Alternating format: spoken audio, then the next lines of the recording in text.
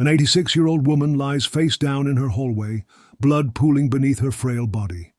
Newspapers scattered around her, charred and smoking. Her clothing set ablaze, stab wounds to her neck and chest. And yet, the police officers standing over her crime scene make a decision that will haunt this investigation for over a decade. They look at this horrific scene and declare it not suspicious. An accident. A tragic mishap involving a tea towel and a faulty stove. This is the story of Una Crown, and how one of the most egregious police failures in recent British criminal history nearly let a killer walk free forever. January 13, 2013. Magazine Lane, Wisbech, Cambridgeshire. John Payne arrives at his aunt-in-law's bungalow for their weekly Sunday lunch routine. Una Crown, a security-conscious retired postmistress, always waited by the door, ready to be picked up. But today, something is different. The door is unlocked. John pushes it open and steps into a nightmare. Una Crown's tiny frame, just 4 feet 10 inches tall, lies motionless in her hallway. Blood everywhere. Burned newspaper fragments surround her body. The acrid smell of smoke fills the air. This is clearly a crime scene. Anyone with basic training should recognize it immediately. But when the first responders arrive, they make a decision that defies all logic and protocol. The attending officers look at this scene of obvious violence and somehow convince themselves that 86-year-old Una Crown accidentally set herself on fire while cooking. They theorize that she grabbed a tea towel to put out flames from a faulty hob, panicked, had a heart attack, and died. The cuts to her neck, caused by her scarf when she fell. The blood, explained away. The multiple burn sites throughout the house, overlooked. Within 5.5 hours, undertakers are called to remove Una's body. No crime scene preservation, no forensic photography, no evidence collection. In those crucial first hours, when evidence is most pristine and witness memories are sharpest, investigators are treating a brutal murder as a kitchen accident. But Una Crown was no ordinary victim. As a former postmistress, she understood security better than most. She was described by everyone who knew her as exceptionally safety-conscious. She rarely had visitors and never answered her door unless she knew exactly who was calling. Her niece and nephew-in-law John Payne were among the few people she trusted enough to enter her home, and even then she maintained strict boundaries. When John brought her shopping from their Friday supermarket trips, he never went past the doorstep. So how did her killer get inside? This question would plague investigators for years, but early speculation among crime analysts suggests Una likely knew her attacker well enough to let them in willingly. The lack of forced entry, combined with her extreme caution about strangers, points to someone she trusted, someone who had earned that trust over time. The first sign that police had catastrophically misread the scene came during the post-mortem examination. Mortuary assistants immediately noticed what the responding officers had somehow missed. Deep stab wounds to Una's neck and chest, multiple injuries inconsistent with any accident. The case was immediately reclassified as murder, but the damage was already done. Crucial evidence had been lost forever. The crime scene had been contaminated, witnesses had gone uninterviewed. The killer had gained precious time to destroy evidence, establish alibis, and distance themselves from the crime. What should have been a fresh murder investigation with maximum forensic potential had become a cold case before it even began. Detective Inspector David Grierson took over the murder investigation, inheriting what he later described as an almost impossible situation. The initial response had been so inadequate that the investigation was starting from a position of severe disadvantage. But Grierson was determined to find justice for Una Crown, and he began methodically working through the limited evidence that remained. The crime scene, though compromised, still told a story. Una had been stabbed multiple times in her hallway. Her attacker had then attempted to destroy evidence by setting fires in 3 separate locations throughout the house. Una's clothing had been deliberately ignited, likely in an attempt to obscure the stab wounds and make the death appear accidental. The killer had also stolen items from the home, including Una's wedding ring, her front door key, and £40 in cash. If you're fascinated by how investigators can solve cases, even when the odds are stacked against them, Make sure you hit that subscribe button because we're about to dive into one of the most persistent cold case investigations in British criminal history. And trust me, you won't want to miss what happens next. The theft aspect initially led investigators down several paths.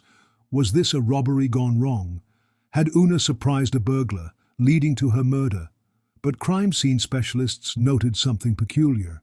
For a robbery, very little of value had been taken. Una's home contained numerous items worth far more than the £40 in cash that was stolen. The selective nature of the theft suggested someone who knew exactly what they were looking for, or someone who took items for a different reason entirely.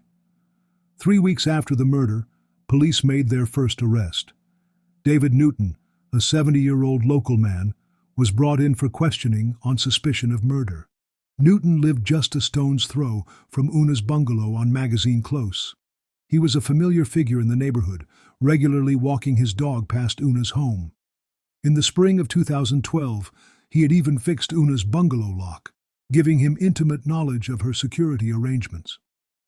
During his initial interview, Newton claimed he barely knew Una Crown, describing their relationship as knowing her only in passing. But investigators quickly discovered this was far from the truth. Newton had done maintenance work for Una, had been inside her home, and would have been one of the few people she might have trusted enough to open her door to. More damning still, a local resident had seen Newton on the evening of the murder, walking drunkenly near Una's home around 8:30 p.m. This placed him in the immediate vicinity during the estimated time of death. But despite these suspicious circumstances, Newton was released without charge in July 2013. The evidence, weakened by the initial investigative failures, wasn't strong enough to secure a conviction. The case began to go cold, but investigators never stopped working. Over the next decade, they pursued numerous leads and arrested several suspects. In June 2014, 2 men were arrested in connection with Una's death, but were later released without charge. Each dead end was frustrating, but detectives continued to believe that someone in the local community held the key to solving the case. Then, in January 2023, exactly 10 years after Una's murder, something extraordinary happened in Wisbech that would change everything. 47-year-old Eliza Bibby was found murdered in her bungalow, killed in a remarkably similar manner to Una Crown. Bibby had been stabbed in the neck, echoing the method used in Una's murder. The similarities were too striking to ignore. The Bibby case was quickly solved, with Jamie Bowen arrested, convicted, and sentenced to life in prison. But the parallels between the 2 murders reinvigorated interest in Una's case and provided investigators with new insights into the type of person who might commit such crimes in the Wisbech area. Crime pattern analysts began to theorize that both murders might be connected to a specific type of offender who targets vulnerable, elderly women living alone. The method of entry, the violence used, and the attempt to disguise the crimes through fire all suggested someone with local knowledge and a particular psychological profile. Meanwhile, advances in DNA technology were revolutionizing cold case investigations across the country. Techniques that didn't exist in 2013 were now allowing forensic scientists to extract usable DNA profiles from increasingly small and degraded samples. And Una Crown's case was about to benefit from this scientific breakthrough. In March 2023, the case was featured on BBC's Crime Watch for the second time. A reward of £20,000 was offered for information leading to a conviction. Detective Chief Inspector Ian Moore appeared on the program, making a direct appeal to the public. He stressed that investigators still believed the answer to solving the case lay within the local community and urged anyone with information to come forward. But behind the scenes, forensic specialists were working on something far more promising than public appeals. They had preserved samples from Una's fingernails, samples that had been collected during the original post-mortem examination. New DNA extraction and analysis techniques were now sophisticated enough to potentially recover a profile from these crucial pieces of evidence. The breakthrough came in late 2023. Advanced DNA analysis of the samples from Una's fingernails revealed a male DNA profile. When this profile was run through the National DNA database, it matched someone already in the system. Someone who had been arrested in connection with Una's murder a decade earlier, but never charged. David Newton. This wasn't just any DNA match. The location of the DNA under Una's fingernails told a powerful story about her final moments. She had fought her attacker. In those terrifying last seconds of her life, Una Crown had scratched and clawed at her killer, unknowingly collecting the evidence that would eventually bring him to justice 12 years later. On March 20, 2023, police visited Newton at his home and requested a new DNA sample. The technology had advanced to the point where they could now definitively link him to the crime scene. On April 15, 2024, more than 11 years after Una's murder, David Newton was finally arrested and charged with her murder. The arrest sent shockwaves through the tight-knit Wisbech community. Newton had been living freely for over a decade, knowing that he had literally gotten away with murder. But forensic science had finally caught up with him. As the case headed to trial, prosecutors began to piece together a timeline of events that painted a chilling picture of premeditated murder. Newton's familiarity with Una's home, gained through his maintenance work, had given him the perfect opportunity. He knew her routines, her security measures, and most importantly, he was someone she trusted enough to let inside. The trial, which began in January 2025, revealed the full extent of Newton's deception and the brutality of his crime. Prosecutors argued that Newton had deliberately targeted Una because she was vulnerable, isolated, and unlikely to be able to defend herself effectively. The theft of her wedding ring and cash suggested robbery as a motive, but the extreme violence used indicated something darker. If you're gripped by how modern forensic science can finally deliver justice, even decades after a crime, you need to stay tuned, because what happens next in that courtroom will leave you speechless about the power of DNA evidence and the determination of investigators who never give up.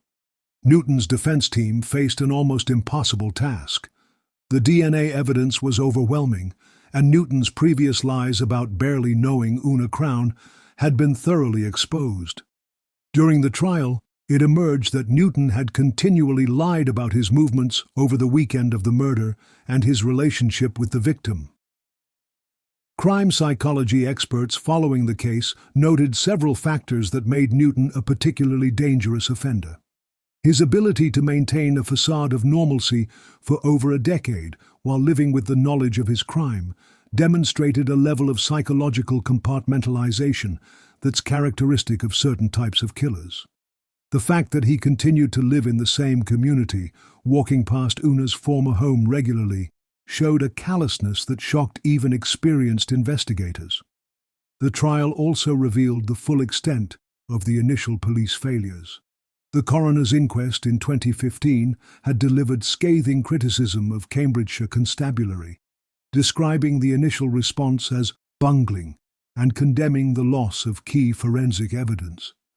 3 fingernail clippings that had been properly collected and stored somehow went missing during the investigation, though fortunately enough material remained for the eventual DNA breakthrough. Some crime analysts have speculated that Newton's confidence in evading justice may have stemmed from witnessing the chaotic initial police response. Having seen how badly the scene was handled, he might have believed that the evidence would never be sufficient to convict him. This theory suggests that the police failures didn't just compromise the investigation, they may have emboldened the killer. On February 13, 2025, almost exactly 12 years after Una Crown's murder, David Newton was found guilty and sentenced to life in prison.